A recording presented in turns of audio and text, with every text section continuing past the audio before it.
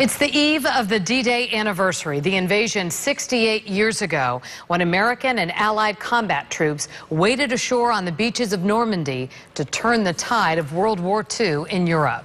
Tonight is also a moment of reflection for the families of two local soldiers who marched off to war on a modern-day battlefield. Their stories speak to the thin line between life and death in Afghanistan and to the hopes and heartaches of loved ones who stay behind here on the home front. News Channel 5's Ricky Klaus joins us live from Stuart with their stories. Ricky. Michael Kelly, I'm outside the Memorial Park in downtown Stuart, a place to pay respects to the Americans who died fighting for our freedoms. And tonight we talked with two different military families going through drastically different experiences. Dylan Harrell is home tonight, a battle-tested Marine private now safely in the embrace of his mom, a young man always mindful of his comrades still in Afghanistan.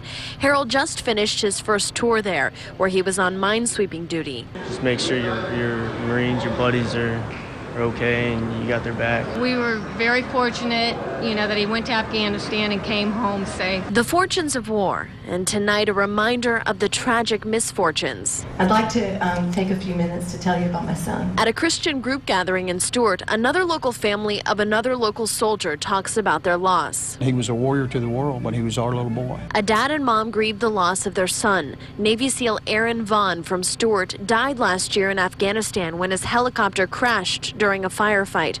Aaron, 29 other Americans, and 8 Afghan soldiers all died. 3 RPGs were fired out of the dark into the dark.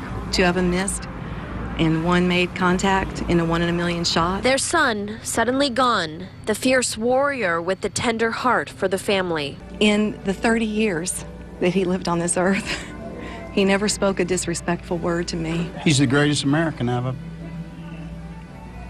that I've known. And at this joyful reunion for the son who came home, for the mother who can now relax again for the first time in a long time, there is the sympathy for the loss any military family knows could be theirs. That breaks my heart. My sympathy goes out to their families because, they can't see their sons or daughters anymore.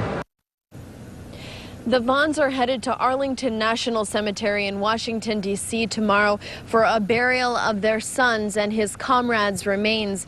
Meanwhile, the Harrells will enjoy Dylan until he heads back to his post in California. Reporting live in Stuart, Ricky Klaus, WPTV News Channel 5.